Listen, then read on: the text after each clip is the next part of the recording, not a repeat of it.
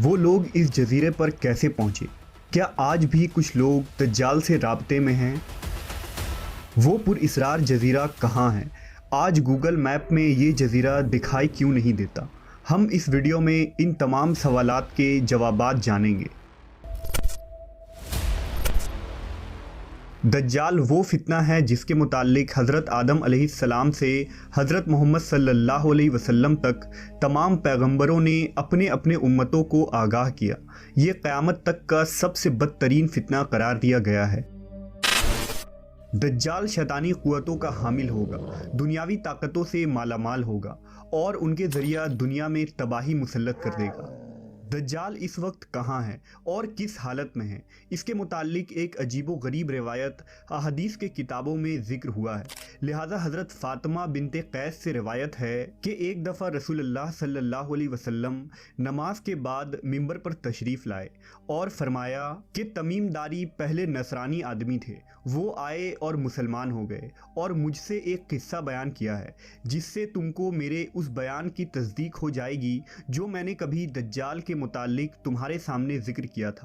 तमीमदारी ने बताया कि वो एक बड़ी कश्ती पर सवार हुए जिस पर समुंदर में सफ़र किया जाता है और उनके साथ कबीला लखम और जज़्ज़ाम के 30 आदमी और थे। समुंदर का तूफ़ान 1 माह तक उनका तमाशा बनाता रहा। आखिरकार समुद्री सफ़र के दौरान मगरिब के जानिब एक जजीरे पर उनकी नज़र पड़ी जिसको देखकर वो बहुत मसरूर हुए और छोटी कश्तियों में बैठकर उस जजीरे पर उतर गए। जब वो उस जजीरे पर गए तो उन्हें जानवर की शक्ल का एक चीज़ नज़र आया जिसके सारे जिस्म पर बाल ही बाल थे। लोगों ने उससे कहा, कमबख्त तू क्या बला है? वो बोला, मैं दज्जाल का जस्सासा यानी जासूस हूँ। उस गिरजे में चलो, वहाँ एक शख्स है जिसको तुम्हारा बड़ा इंतज़ार है। हम लपक कर उस गिरजे में पहुँचे तो हमने एक बड़ा कवी हैकल शख्स देखा कि उससे कबल हमने वैसा कोई शख्स नहीं देखा था। उसके हाथ गर्दन से मिलाकर और उसके पैर घुटनों से लेकर टखनों तक लोहे की जंजीरों से निहायत ही मजबूती से जकड़े हुए थे। हमने उससे कहा, तेरा नास हो, तू कौन है? वो बोला, तुमको मेरा पता लग ही गया, अब तुम बताओ तुम कौन लोग हो? उन्होंने कहा, हम अरब के बाशिंदे हैं, हम एक बड़ी कश्ती में सफ़र कर रहे थे, समुंदर में तूफ़ान आया और 1 माह तक रहा, इसके बाद हम इस जजीरे में आ गए। उसने कहा, मुझे ये बता कि बैसान के खजूरों में फल आता है या नहीं? हमने कहा, हाँ आता है। उसने कहा, वो वक्त करीब है जब उसमें फल ना आएंगे। फिर उसने पूछा, अच्छा बहर तिब्रिया के मुतालिक बताओ, उसमें पानी है या नहीं? हमने कहा, बहुत है। उसने कहा, वो ज़माना करीब है जबकि उसमें पानी ना रहेगा। फिर उसने पूछा, ज़गर के चश्मे के मुतालिक बताओ, उसमें पानी है या नहीं? और क्या उस बस्ती वाले उसके पानी से खेतों को सैराब करते हैं? हमने कहा, उसमें बहुत पानी है और लोग उसके पानी से खेतों को सैराब करते हैं। फिर उसने कहा, अच्छा नबी उम्मी का कुछ हाल सुना? हमने कहा, वो मक्का से हिजरत करके मदीना तशरीफ़ ले गए हैं। उसने पूछा, क्या अरब के लोगों ने उसके साथ जंग की है? हमने कहा, हाँ। उसने पूछा, अच्छा फिर क्या नतीजा रहा? हमने बताया कि वो अपने गिरदोनवाह पर गालिब आ चुके हैं और लोग उनकी इताअत कबूल कर चुके हैं।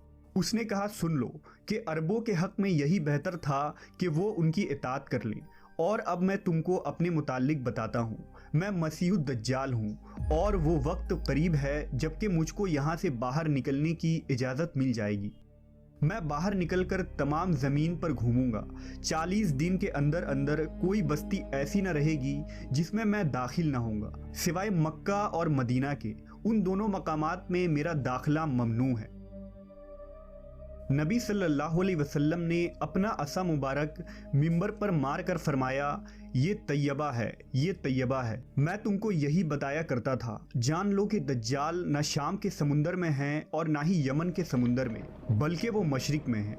और नबी सल्लल्लाहु अलैहि वसल्लम ने मशरिक की तरफ हाथ से इशारा फरमाया।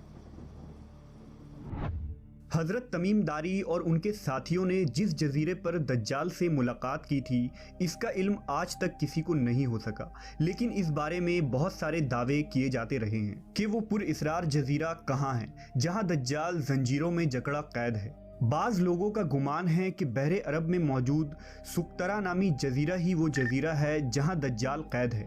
یہ جزیرہ نہایت ہی عجیب و غریب مقام ہے۔ جزیرہ سقطرہ ملک یمن کا حصہ ہے اور ساحل سے 400 کلومیٹر کے فاصلے پر موجود ہے۔ اس جزیرے پر موجود چرند و پرند اور بہت سارے درخت باقی دنیا سے بہت مختلف ہیں۔ ڈریگن بلڈ ٹری نامی عجیب و غریب درخت بھی اسی جزیرے میں اگتا ہے، جس کے تنے سے سرخ رنگ کا عرق نکلتا ہے اور ایسا لگتا ہے جیسے اس درخت سے خون بہہ رہا ہو۔ اس کے علاوہ بھی اس جزیرے میں حیران کر دینے والے 700 اقسام کے درخت اور مخلوقات پائے جاتے ہیں۔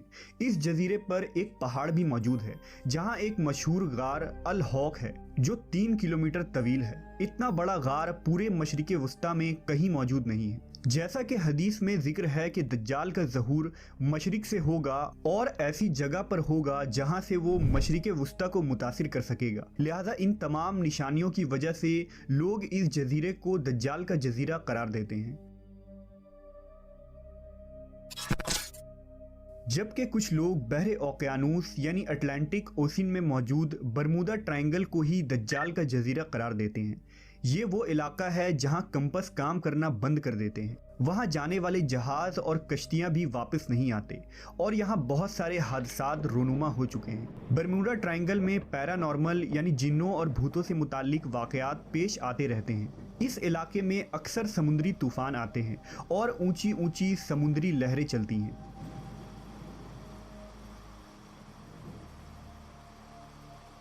برمودا دراصل کسی ایک جزیرے کا نام نہیں، یہ ایک تکون نما علاقہ ہے جس کے اندر 300 سے زیادہ غیر آباد اور سنسان جزیرے موجود ہیں جہاں آج تک انسانوں نے قدم نہیں رکھا ہے۔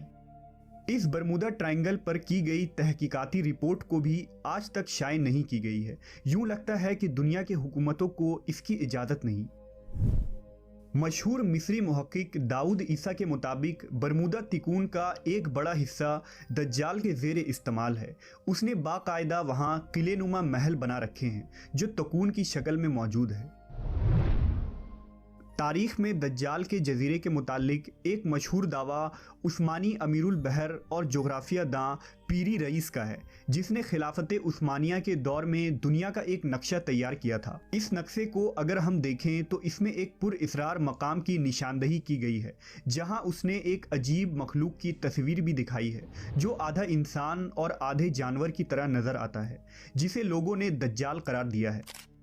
ترکی کے ایک مشہور مصنف قرسان برکان نے اپنی ایک کتاب میں لکھا ہے کہ دجال ایک جزیرے میں قید ہے جہاں سے وہ اپنے پیروکار یعنی امریکہ اور اسرائیل کو ہدایت دیتا ہے، اور امریکہ اور یہودیوں کی بحری جہازیں اس جزیرے تک جاتی ہیں جہاں وہ اس گرجے میں دجال سے ملاقات کرتے ہیں اور انہیں بتایا جاتا ہے کہ آگے کیا کرنا ہے۔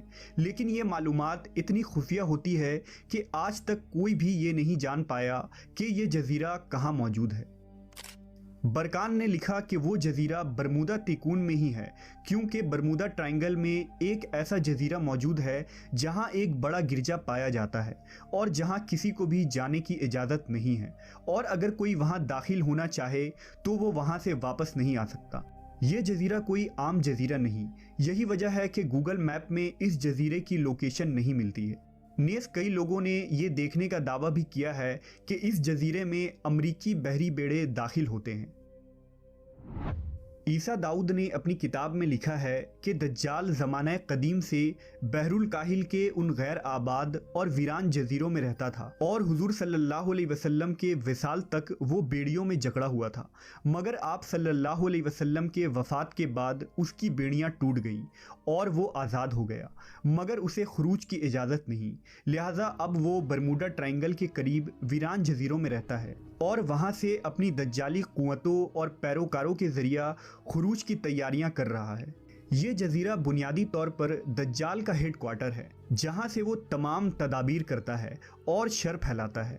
اب ان جزیروں میں دجال کا جزیرہ کون سا ہے اس کا صحیح علم صرف اللہ تبارک و تعالیٰ کو ہی ہے، اور اپنے مقررہ وقت پر اللہ کے حکم سے دجال ان جزیروں سے نکل کر انسانی آبادی کی طرف آ جائے گا، جو ہمارے لیے ایک آزمائش اور فتنہ ثابت ہوگی، جس فتنے سے بچنے کے لیے نبی آخر الزماں حضرت محمد صلی اللہ علیہ وسلم نے ہمیں راہ دکھایا ہے۔